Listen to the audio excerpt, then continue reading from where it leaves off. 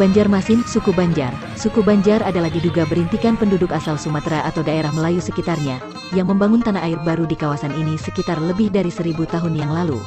Setelah berlalu masa yang lama sekali, akhirnya bercampur dengan penduduk yang lebih asli, biasa dinamakan sebagai suku Dayak, dan dengan imigran-imigran yang berdatangan terbentuklah setidak-tidaknya 3 suku, yaitu Banjar, Pahuluan, Banjar, Batangbanyu, dan Banjar, Kuala.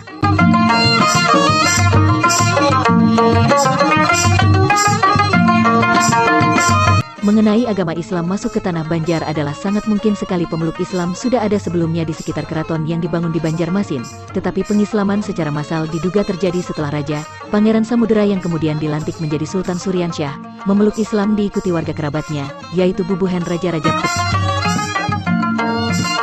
Perilaku raja ini diikuti elit ibu kota, masing-masing tentu menjumpai penduduk yang lebih asli, yaitu suku Dayak Bukit, yang dahulu diperkirakan mendiami lembah-lembah sungai yang sama. Dengan memperhatikan bahasa yang dikembangkannya, suku Dayak Bukit adalah satu asal-usul dengan cikal bakal suku Banjar, yaitu sama-sama berasal dari Sumatera atau sekitarnya, tetapi mereka lebih dahulu menetap. Kedua kelompok masyarakat Melayu ini memang hidup bertetangga tetapi, setidak-tidaknya pada masa permulaan, pada asasnya tidak berbaur.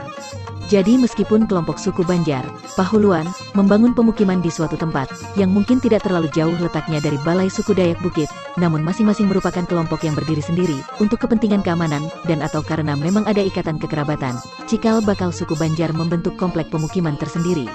Komplek pemukiman cikal bakal suku Banjar, Pahuluan, yang pertama ini merupakan komplek pemukiman bubuhen, yang pada mulanya terdiri dari seorang tokoh yang berwibawa sebagai kepalanya, dan warga kerabatnya, dan mungkin ditambah dengan keluarga-keluarga lain yang bergabung dengannya.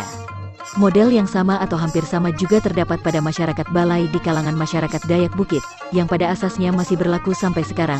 Daerah lembah sungai-sungai yang berhulu di Pegunungan Meratus ini nampaknya wilayah pemukiman pertama masyarakat Banjar, dan di daerah inilah konsentrasi penduduk yang banyak sejak zaman kuno, dan daerah inilah yang dinamakan Pahuluan. Apa yang dikemukakan di atas menggambarkan terbentuknya masyarakat Banjar Pahuluan, yang tentu saja dengan kemungkinan adanya unsur Dayak Bukit ikut membentuknya. Adapun Banjar Batangbanyu atau pesisir sungai masyarakat Banjar Batangbanyu terbentuk diduga erat sekali berkaitan dengan terbentuknya pusat kekuasaan yang meliputi seluruh wilayah Banjar, yang barangkali terbentuk mula pertama di hulu Sungai Negara atau cabangnya yaitu Sungai Tabalong.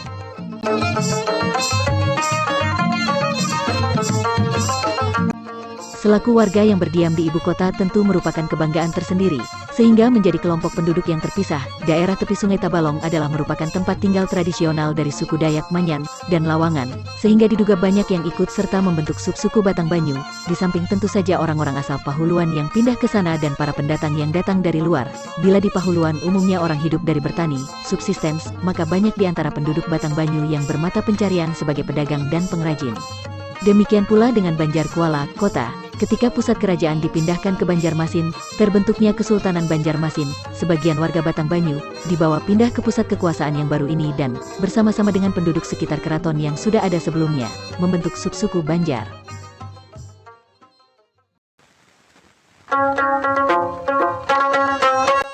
Di kawasan ini mereka berjumpa dengan suku Dayak Ngaju, yang seperti halnya dengan masyarakat Dayak Bukit dan masyarakat Dayak Manyan, banyak di antara mereka yang akhirnya melebur ke dalam masyarakat Banjar, setelah mereka memeluk agama Islam.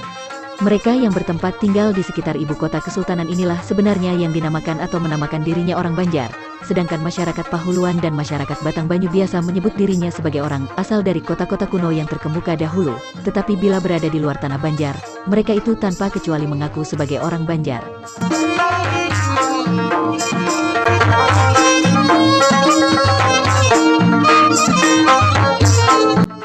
Melihat dari dekat kearifan lokal masyarakat Banjar di sepanjang Sungai Martapura, tidak hanya dikenal dengan keindahan dan pesona budayanya serta sungainya yang eksotik, Banjarmasin juga memiliki beberapa destinasi wisata religi yang juga menjadi andalan serta kebanggaan masyarakatnya yang religius.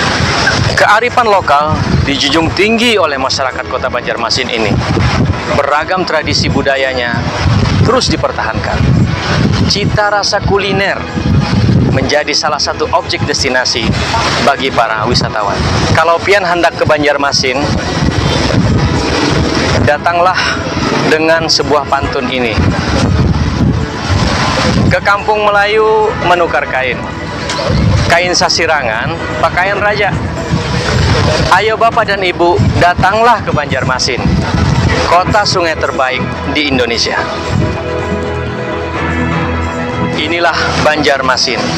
Banjarmasin bisa. Banjarmasin Barasihwan Nyaman.